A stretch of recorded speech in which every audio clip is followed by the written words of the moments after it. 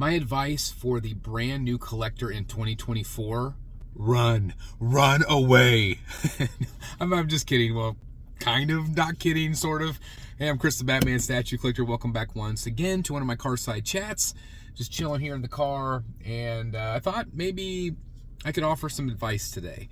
I've been hit up a lot lately, not only in my DMs, but also on like the live streams and things like that.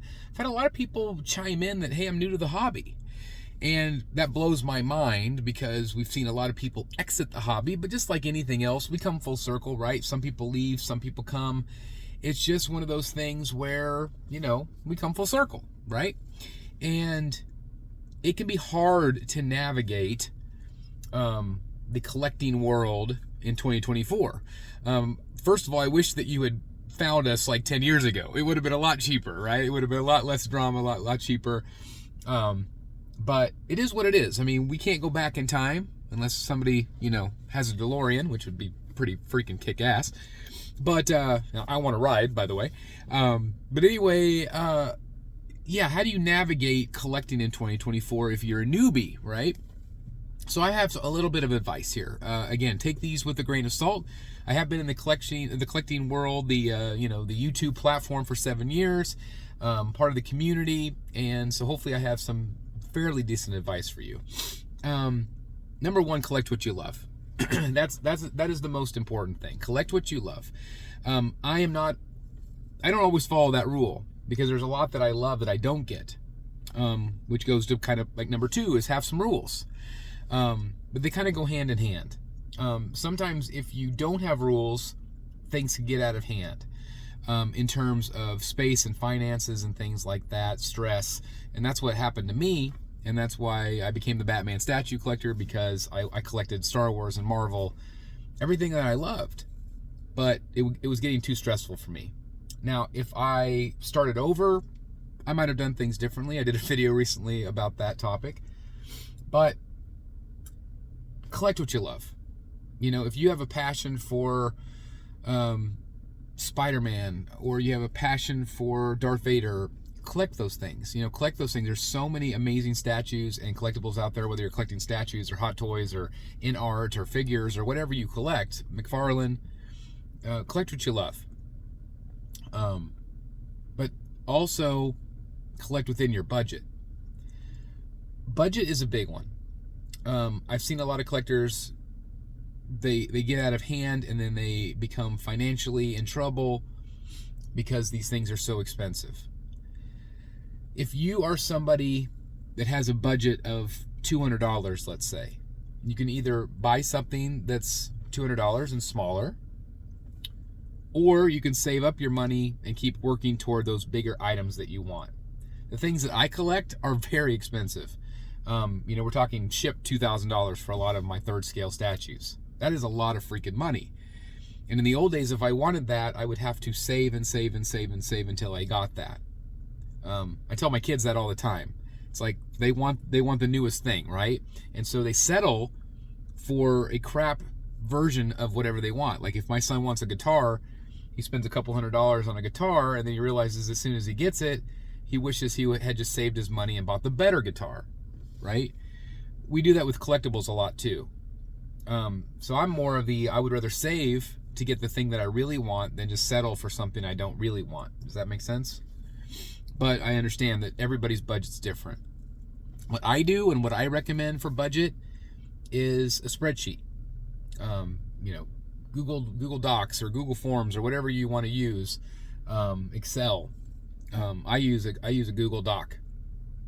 It's free, keeps alive, you know, a live inventory basically. I do, you know, line by line, what the item is, how much I spent on the deposit, so I can subtract that amount, how much in reward points I used, subtract that amount, and then keep a running total. I don't figure in shipping, because shipping is a crapshoot lately, but it just gives me an idea where I'm at, right? Like right now, I think I've got 9 pre-orders. That's it, which I usually have 20 or 30. So only having 9 is pretty crazy. So my spreadsheet is really short, but it gives me an idea of where I'm at financially. Okay, so collect what you love, have a budget. right? Also be mindful of your space.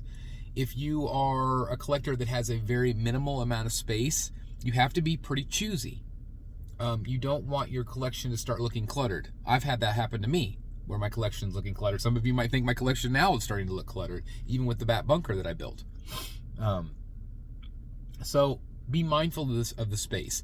If you have just a shelf that you can put small figures on, then, you know, collect the small figures. If you have the ability to display quarter scale or third scale statues, you know, make the space work, but plan ahead. And also, if you're somebody like me, don't be afraid to move on from a piece. Some collectors say, Chris, I buy to never sell. And great, good for you. But I am somebody, me personally, I'm somebody that always wants to evolve the collection and keep it as a rotating gallery. So I guess my advice is don't be too attached to a piece. If you see a piece, like if you're limited in space and you see a piece that you're like, oh, I really want that, but I don't want to get rid of this really cool Batman statue that I have. If you like the new one more, be willing to let go of the piece that you no longer have room for. Does that make sense? To accommodate the new piece. So again, collect what you love, have a budget and kind of try to stick to it. Be mindful of the space that you have. Okay, so those things so far. The other advice that I would recommend is, and again, some people see this as good or bad. We just talked about social media, the influences, but surround yourself by other collectors that understand this stuff. Not everybody understands painted rock and being able to collect figures or whatever you collect, Funkos or, you know, McFarlane toys. Not everybody gets it. Not everybody understands. And so there's so many great Facebook groups, message boards, statue forum. There's just all different places that you can go. Some are more negative than others, and some are more positive. I pride myself on the group that I started, Batman Statue Collector, Brotherhood of the Bat Collectibles. It tends to be incredibly positive. I'm told that all the time. People appreciate that about our group. And so it just really depends on what kind of group you want. Dip your toe in. There's been lots of groups that I joined and then left because it just wasn't for me. Or there's drama or whatever, you know. So it's whatever you feed into. If you feed into positivity and you know, just kind of a supportive network, our group is amazing. I'm gonna toot our own horn for that. But it's true. The people in the group are just incredible. So find a group, Facebook or wherever, that understands your passion for collecting. Because again, not everybody understands it. Most people do not understand it. So I find that has been, for me, the favorite part, the community aspect, being able to have friends. I just went to MegaCon, hung out with my friends. I had never met any of those until the channel, right? Until the community. And they've become true friends of mine, like real life friends of mine. Not, you know, just imaginary YouTube, Facebook friends, real friends. And real friendships come from these things. Even if you never meet in person, real friendships come from these. And yes, we enable each other, so be prepared. We do a lot of enabling. But I feel like if you surround yourself by people that understand you and that ultimately care and ultimately like what you collect too, and you share that with other people, that's really special. Be mindful of your space. Be mindful of your budget and collect what you love. These are simple things that you can stick with, right? And I really think that if you're mindful of those things, it'll help you on your collecting journey. And if you have questions along the way, ask. If you're part of a group, ask questions. You know, how should I display this? Do you think this looks good together? How would you recommend I do this? I do that all the time. I ask all the time. How should I display my stuff? That's what the community is all about. Again, that's again my favorite part, because it helps. It's just awesome. So again, these are some real quick tips. for the newbie. Maybe these are some tips for the seasoned veteran that's kind of forgotten, that's lost their way. Hope it helps. If you have any advice for collectors that are watching that I missed, please leave them down in the comments down below, because it would help somebody. Remember, go back to remembering when you were first starting. What did you want to know? What were the tips that you wish you knew? Please leave them in the comments down below. Anyway, thanks you guys. I'm gonna try again. Unedited, folks. Unedited.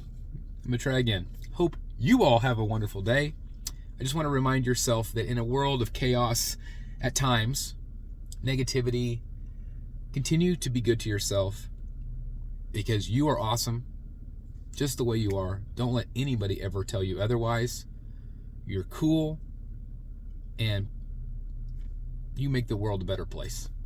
Don't ever forget it. Thanks for watching, guys. I'll see you soon in the Batcave. Bye, everybody. Hey guys, thank you so very much for watching today, and if you're new here, please hit the subscribe button right here on the screen and check out these 2 awesome videos. I think you're going to love them. And also please join us on social media: Facebook, Twitter, Instagram, and TikTok. I would love to have you join in all the fun. Thank you guys so very much for watching. See you in the Batcave.